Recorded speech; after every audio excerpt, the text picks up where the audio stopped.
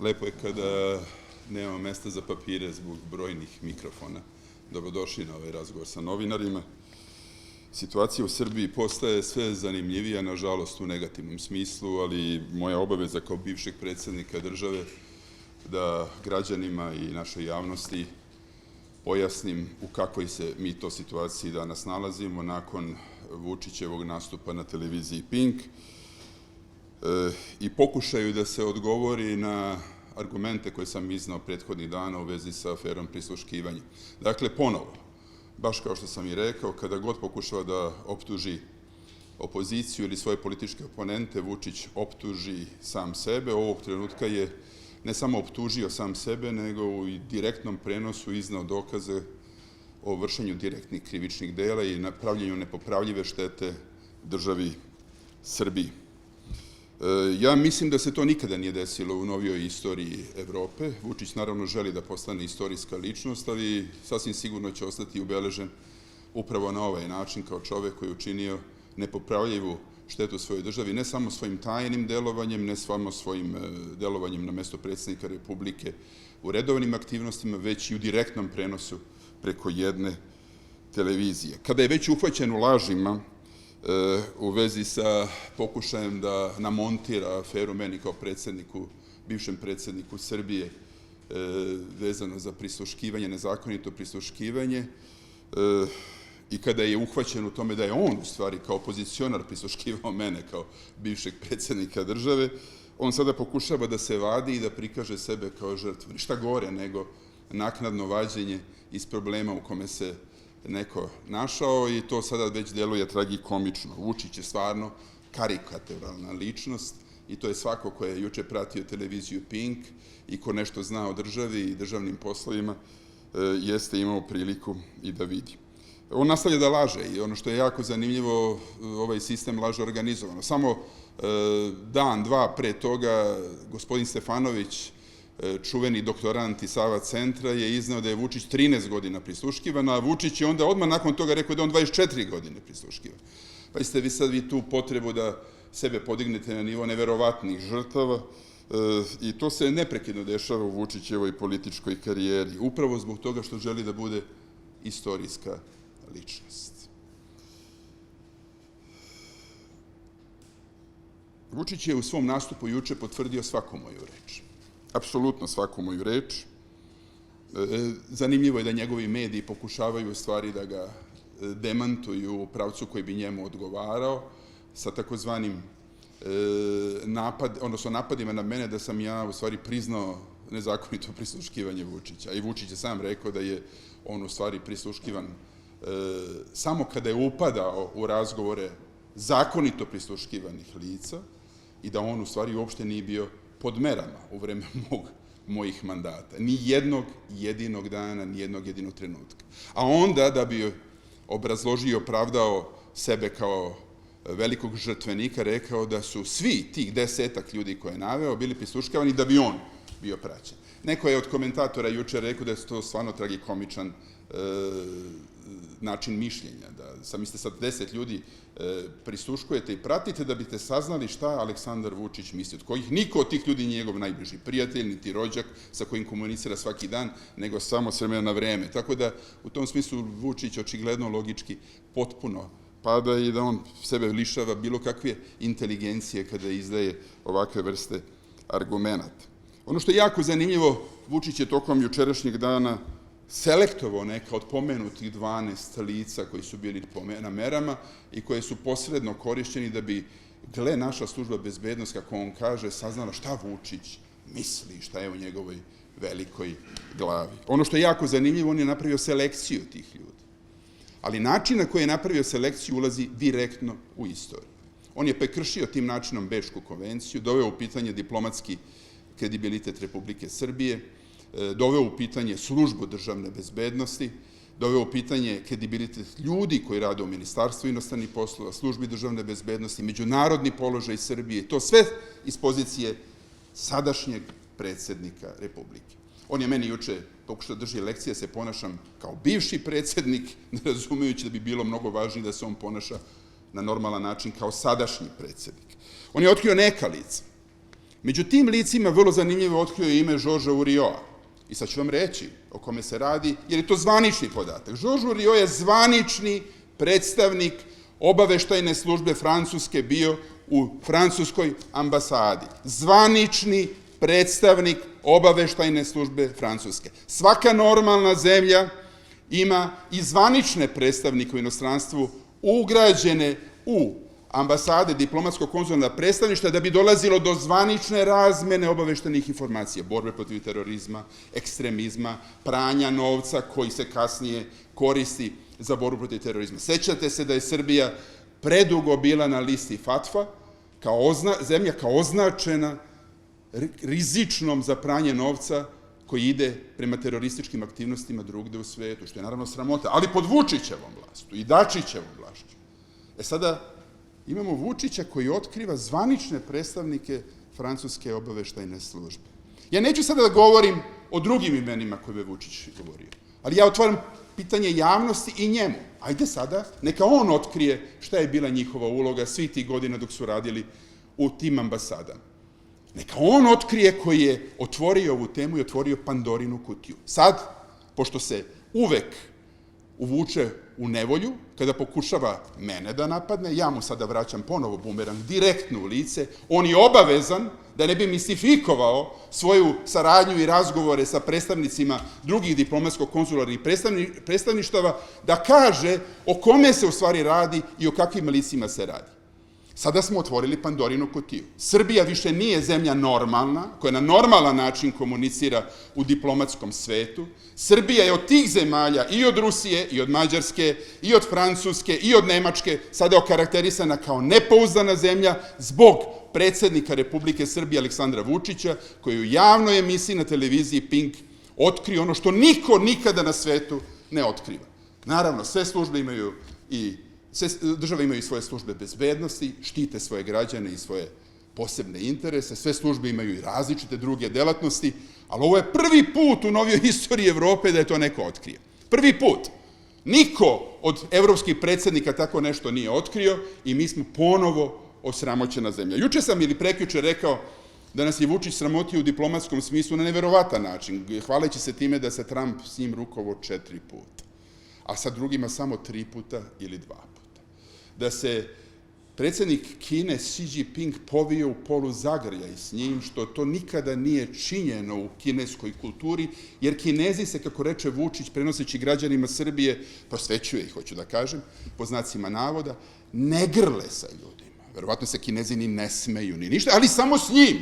Kao izabranim, oni se smeju, oni se grle, ukazujući posebnu čast tom izuzetnom istorijskom čoveku, istorijskoj ličnosti, i da mi svi treba da budemo srećni jer se poviju u poluzagrljaj predsednik Xi Jinping. Da Angela Merkel brine o tome da li on ručao.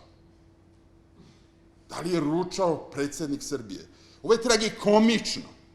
Ovo je tragedija u koju srpski narod, srpske građane, srpsku državu stavlja današnji predsednik Srbije, koji meni pokušava drži lekcije o tome kako treba se ponaša bivši predsednik Srbije. Ali to nije bilo dovoljno. I to svih ovih godina Vučić radi i niko ne reaguje u našoj javnosti na valjan način.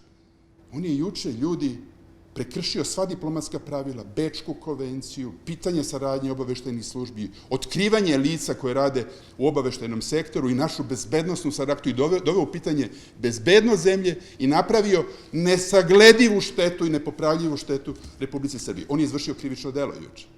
Opet tužilac ne reaguje, a mora da reaguje. Istog sekunda svaki predsednik države koji bi tako nešto uradio bio bi smenjen u takozvanom impeachment procesu ili legalnom procesu smene. Samo u Srbiji se to ne dešava i Srbija je zbog toga ugrožena zemlja, time i njihovi građani, njeni građani. Srbija je ugrožena zemlja ponašanjem Aleksandra Vučića i nereagovanjem tužilaštva na direktno kršenje zakona predsednika Republike sadašnjeg u domenu bezbednosti. Danas javnost ne zna da li je Vučić skinuo oznaku državne tajne, a to je najviši stepen poverljivosti u svakoj zemlji za dokumente, pre nego što je juče mahao papirima pred televizijom Pink na kome piše državna tajna. Mi to ne možemo da znamo, da li je on iskoristio svoje zakonsko pravo da skine oznaku državne tajne, ali ako je to uradio, još smo u goroj situaciji. zbog toga što je to uradio da bi sebe lično opravdao.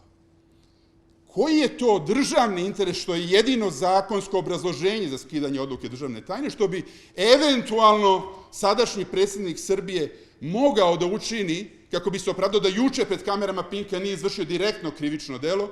Koji je to javni interes kada on otkriva mrežu stranih obaveštajaca u Republici Srbiji mimo Bečke konvencije i diplomatskih predstavnika? Koji je to javni interes osim njegovog ličnog interesa? A njegov lični interes je da se opravda pošto se upljecka u problem. Pošto je pokušao da namontira proces meni, namontirao je proces njemu, sebi.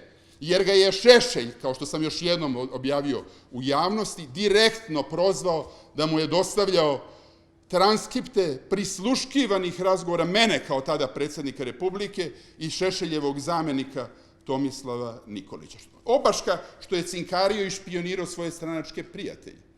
Što je dostavljao informacije Vojislavu Šešelju kao cinkaroš. On je čovek, očigledno je vršio krivično delo neovlašćeno prisluškujući moje razgovore sa Tomislavom Nikolićem. I sada imamo problem. On je u pokušaju da sebe opravda, on je čitavu zemlju, ne samo sebe, uveo u problem. Možda, kažem možda, je skinuo oznaku državne tajne, ali to bi bilo još gore, zato što je pokazao još jednom princip Luja XIV. Država, to sam ja. Šta drugo diktatori i apsolutisti rade nego poistovećuju svoj lični interes sa državom? Da bi sebe lično opravdao zbog kršenja određenog pravnog sistema Republike Srbije, prisluškujući bivše predsjednika Republike, on u stvari pokušava da zamagli čitavu tu stvar. I gle, da li je juče Vučić, da li je iko primetio da je Vučić juče na televiziji Pink dao odgovor na centralno pitanje zašto je prisluškivao kao opozicionar mene kao bivšeg predsjednika države? Kao tadašnjeg predsjednika države. Mene kao tadašnjeg predsjednika države. Reč o tome nije rekao. Ali otkriva mrežu stranih obaveštajaca, govori o različitim obaveštajcima i ja sam samo pomenuo ime Žorža Urioa, da ja ne kršim zakon, ali ga sad pozivam da on otkrije u ime interesa Republike Srbije o kome se radi, da otkrijemo sa kim Vučić komunicira i komuniciraju u opoziciono vreme, a otkrio sam ime Žorža Urioa, odnosno njegovu funkciju, jer je to zvanična funkcija i sada, pošto ga je Vučić prikazao našoj javnosti, da kažem građanima Srbije da je Žorž Urio bio na zakonit način predstavnik obaveštajne službe. I sad dolazimo do jednog nove situacije u kojoj Vučić sam sebe uvlači i u stvari skandalizuje čitavu stvar. On je bio takozvani patriota, ne znam da se sećate. On se predstavljao kao veliki zaštitnik srpskih nacionalnih interesa. A juče je rekao u stvari da je on samo kada su u pitanju strane ambasade i njihovi predstavnici, komunicirao samo sa njihovim obaveštajcima. Kakav je to interes velikog patriote da razgovara samo sa stranim obaveštajcima? Što nije razgovarao sa ambasadorima, sa prvim zamenikom ambasade? Što je veliki patriota i nacionalista Aleksandar Vučić iz 90. godina razgovarao i kakve je to misli delio sa stranim obaveštajcima? Da li je otkrivo neke informacije koje su bitne za bezbednost zemlje? Kako je branio srpske nacionalne interese? Kako to bivši radikali danas gledaju da kada oni su u stvari i kroz Vučića, to je Vučić priznao, komunicirali sa stranim obaveštajcima, a ne sa diplomatama u svojoj međunarodnoj razmeni?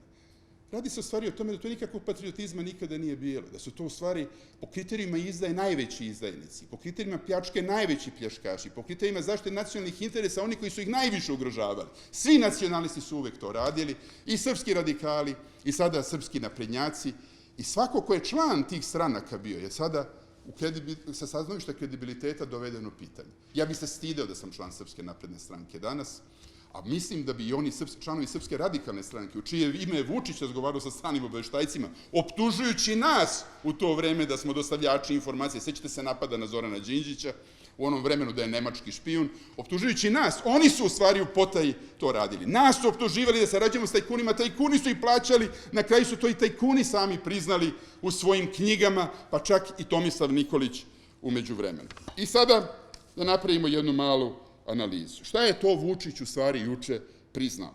Izvinite što ovo traje koliko traje, ali stvari postaju veoma zanimljive.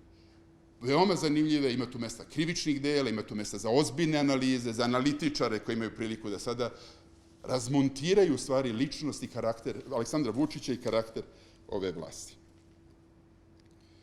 Vučić je potvrdio da nije nezakonito prisluškivan u vreme mojih mandata, već da je ulazio u komunikaciju koja je pod merama drugih ljudi.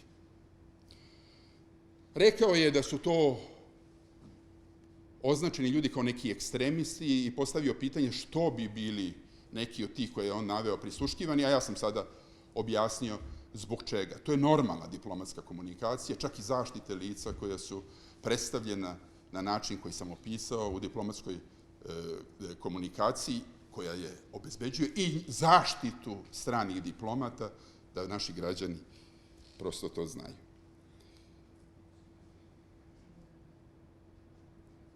Vučić je, dakle, priznao da je razgovarao sa ovim licima i potvrdio da nije bilo nezakonitih mera prisluškivanja prema njemu i suštinski nezakonitih mera prisluškivanja prema bilo kome od lica koje je naveo.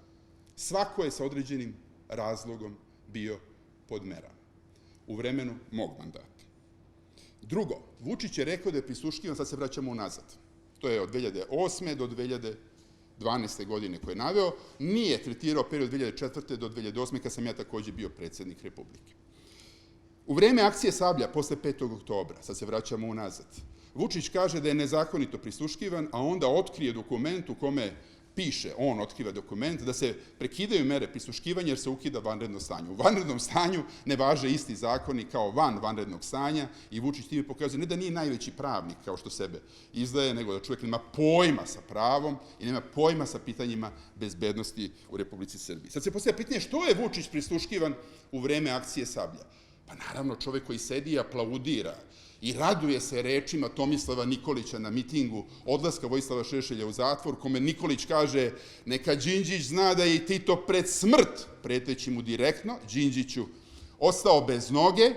Vučić valjda misli da nije normalno da neko stavi pod mere čoveka koji aplaudira toj reči, podržava takve reči pretnje premijeru države, koji nakon toga bude i ubijen i da posle ubistva i atentata Zorana Đinđića ne bude prisluškivan, pa država koja ne bi takvu ličnost stavila pod mere radi direktno sebi o glavi i ugrožava bezbednost. I ne samo to, da ne govorimo o post-petooktobarskoj Srbiji, pa nije post-petooktobarska Srbija stavila Vučića na mere prisluškivanja jer je ekstremista, podstrekač nasilja, nego je to uradila država i u vreme kada je Vučićeva stranka i sam Vučić bio na vlasti.